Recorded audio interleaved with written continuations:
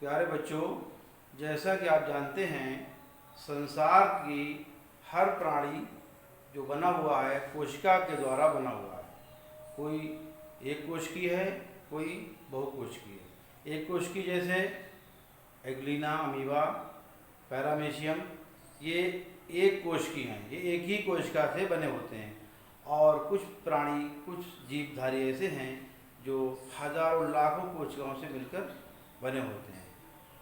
तो कोशिका जो है वो सूक्ष्मतम इकाई है जीवधारियों की। अब हम पढ़ेंगे, हमारा टॉपिक है सजीव कोशिकांग, लिविंग सेल ऑर्गेनिज्म, यानी कोशिका के अंदर कौन कौन से कोशिकांग पाए जाते हैं। तो सबसे पहले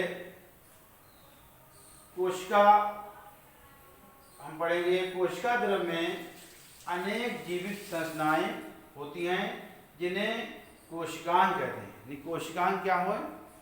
कोशिका के अंदर अनेक जीवित संरचनाएं होती हैं जिन्हें कोशिकांग कहते हैं। इनमें कोशिका की सभी जैविक क्रियाएं संपन्न होती हैं। इनमें कोशिका की सभी जैविक क्रियाएं संपन्न होती हैं। प्रमुख कोशिकांग व उनके कार्य हम नीचे आपको बता रहे हैं। नंबर 1, पहला है कोशिका का अंग है अंतःप्रद्रव्य जालिका। नंबर 2, इसको इंग्लिश कहते हैं एंडोप्लाज्मिक रेटिकुलम। माइटोकॉन्ड्रिया, माइटोकॉन्ड्रिया जो है ये है प्लूरल है, इसका सिंगुलर होता है माइटोकॉन्ड्रियन। और थर्ड गोल्जी का है, Golgi bodies. Fourth लबक plastids. 5 ribosome.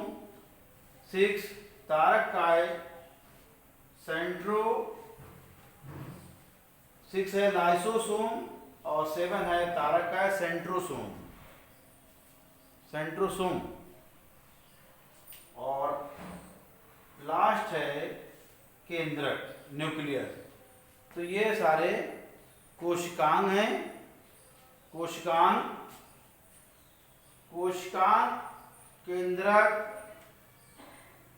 तारककाय, lysosome, ribosome, लवक, गोल्जी-काय, mitochondria, अंतःप्रद्रव्य जालिका, ये सब कोशिका के अंगक हैं। और हर अंग का अपना अपना कार्य है। तो हम एक एक करके आपको बताएंगे। सबसे पहला है एंडोप्लाज्मिक रेटिकुलम। इसकी खोज किसने की? इसके खोजकर्ता का नाम आपको पता होना चाहिए, और ये कहाँ पर पाई जाती है और इसके क्या कार्य हैं। तो सबसे पहले एंडोप्लाज्मिक रेटिकुलम, इसकी खोज की थी के.आर. पोर्टर ने 1945 में, सन 1945 में के.आर. पोर्टर ने एंडोप्लाज्मिक रेटिकुलम की खोज की। ये 2 तरह की होती है, एक रफ एंडोप्लाज्मिक रेटिकुलम और smooth endoplasmic reticulum. Rough endoplasmic reticulum इसे कहते हैं ग्रेन्युलर भी कहते हैं, और स्मूथ को एग्रेन्युलर। रफ एंडोप्लाज्मिक रेटिकुलम का कार्य है प्रोटीन संश्लेषण में सहायता करना, और इसी तरह से स्मूथ एंडोप्लाज्मिक रेटिकुलम का कार्य है ग्लाइकोजन का संग्रह करना।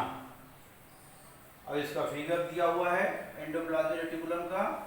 ये कैविटी है, ये मैट्रिक्स है, इसमें दिया हुआ। और नंबर 2 है माइटोकॉन्ड्रिया। माइटोकॉन्ड्रिया ये भी एक कोशिका का अंगक है, कोशिकांग है। इसकी खोज सबसे पहले अल्टमान ने 1892 ईस्वी में की, और इसको power house of the cell भी कहा जाता है। माइटोकॉन्ड्रिया को ये क्वेश्चन आ जाता है कभी कभी कि power house of the cell किसे कहते हैं। तो माइटोकॉन्ड्रिया को power house of the cell भी कहते हैं और इसका कार्य कोशिका को ऊर्जा प्रदान करना पहला कार्य। दूसरा, ऑक्सीजन के फलस्वरूप एटीपी का निर्माण करना। ऑक्सीजन के फलस्वरूप एटीपी का निर्माण करना। एटीपी क्या है? यही ऊर्जा है, एटीपी ही ऊर्जा है। तो कोशिका में जो माइटोकॉन्ड्रिया एक ऐसा अंग है जहाँ पर पावर सप्लाई, पूरी सेल को ऊर्जा यहीं से सप्लाई होती है, इसीलिए इसे power house of the cell भी कहते हैं। Number 3, Golgi bodies. Golgi bodies इसकी खोज सबसे पहले 1898 में कैमिलो गोल्जी ने की थी और इसका कार्य सेल डिवीजन के समय सेल प्लेट का निर्माण करना और उत्सर्जित पदार्थों को सेल से बाहर निकालने में सहायता करना। उत्सर्जित पदार्थ जो वेस्टेज मटेरियल हैं उनको सेल से बाहर निकालने में मदद करना में सहायक होना। और नेक्स्ट पॉइंट है प्लास्टिड्स। प्लास्टिड्स ये लवक जिनको कहते हैं हिंदी में, इनकी खोज सबसे पहले 1865 में हैकेल ने की थी। और प्लास्टिड्स जो है मुख्यतः 3 तरह के होते हैं, क्लोरोप्लास्ट, क्रोमोप्लास्ट और ल्यूकोप्लास्ट। क्लोरोप्लास्ट जिनमें हरे चीज़ों में क्लोरोप्लास्ट होते हैं। क्रोमोप्लास्ट जो कलर्ड हैं, जैसे टमाटर वगैरह कलर्ड चीज़ें होती हैं उनमें क्रोमोप्लास्ट होता है, या फ्लावर्स वगैरह। जैसे ल्यूकोप्लास्ट ये रंगहीन होते हैं, ल्यूकोप्लास्ट। इनका कार्य क्या है? प्लास्टिड्स का मुख्य कार्य जो है वो कार्बोहाइड्रेट का निर्माण करना और फूलों को रंग प्रदान करना। ये तरह तरह के जो फूल के कलर होते हैं ये प्लास्टिड्स के कारण ही होते हैं। और इसका फिगर ये बना हुआ है और ये फिगर जो ऊपर बना होता है ये इसका था गोल्जी बॉडी का फिगर यहाँ पे बना। Next, ribosomes. राइबोसोम की खोज सबसे पहले पायलेट नेशन 1905 में की थी। राइबोसोम को प्रोटीन फैक्ट्री भी कहते हैं। यहाँ पर प्रोटीन व एंजाइम का संश्लेषण होता है।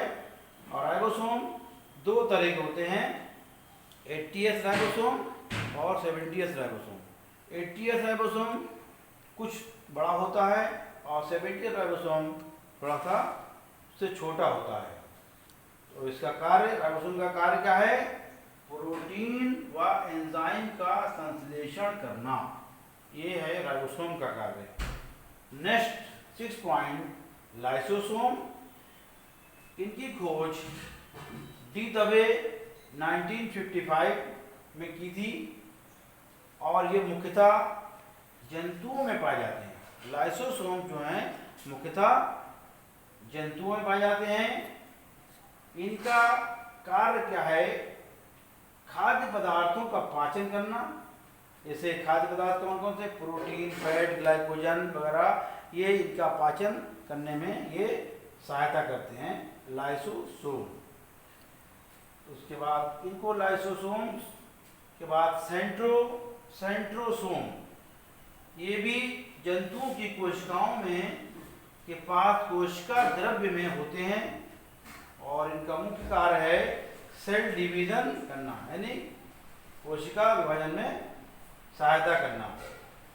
लास्ट पॉइंट है न्यूक्लियस। न्यूक्लियस की खोज सबसे पहले 1831 में, सन 1831 में रॉबर्ट ब्राउन ने की। इसको